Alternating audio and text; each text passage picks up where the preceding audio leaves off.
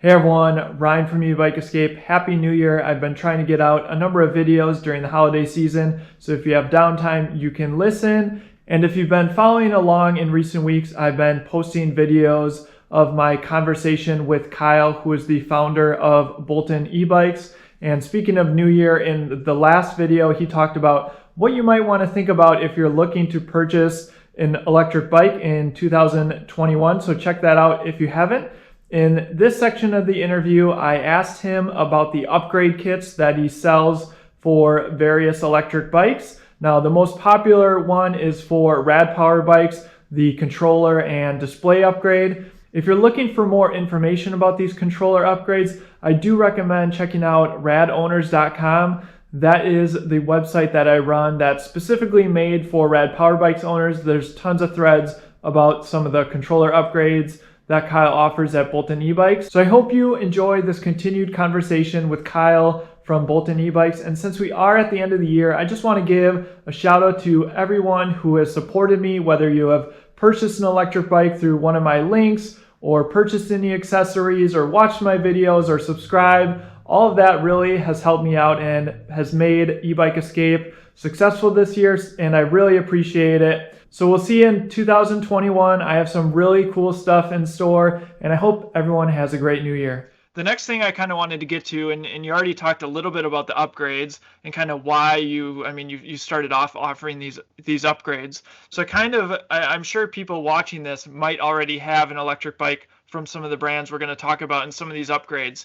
So maybe it would be helpful if you kind of walk through some of these upgrades that you currently offer. I think obviously the most popular one is rad, but I know in recent videos you've been talking about upgrades for the electric XP, which obviously has been crazy popular. I think you even mentioned Himaway as well, or at least you did a review. So maybe you can just talk about some of those larger kind of accessory controller upgrades that you have walk us through each brand.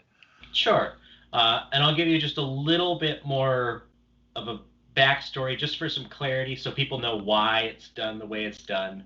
Um, Initially, with those Saunders bikes, we offered a display because the bikes didn't come with one. And that now you smart can laugh at it, right? Like Yeah. it seems silly. But at the time, nobody knew any better. It's like, oh, it's got this little 3 LED lights for the battery life. That's good enough, right? And then people put a display on. They're like, whoa, this is so much better. It should have come with this. Um, and basically, we were selling a display that plugged right in. And at some point, Saunders changed the communication protocol, so it wouldn't work anymore. And we're like, oh, well, this isn't good. They're charging what I consider to be too much money for a simple product. So then we're like, we'll just make a controller and a display because it was the communication between those two pieces that wasn't working. Mhm. And then we'll just sell a combo.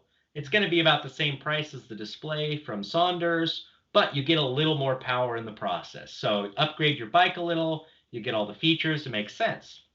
Well, that kind of opened a can of worms because when you give somebody a little more power, then they're like, oh, that was a 20 amp controller. Can you sell us a 25? Oh, now that was a 25, how can we get a 35? And then they keep wanting more and more power. Uh, and so that's kind of how the Rad Power upgrade kit started. Was people knew that we had an upgrade kit for Saunders bikes, and they said, "Hey, we see that you have this for Saunders. Will you make one for a Rad Power bike?"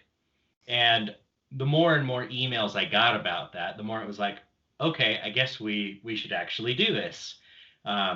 And what I learned from the previous few years is that instead of making, a 25 amp model and a 20 amp model and having different power levels, most people just want the biggest one. You'll sell them. Right. And so 35 amps was a good figure where, generally speaking, the battery and the motor and the rest of the components that were already on the bike could handle it.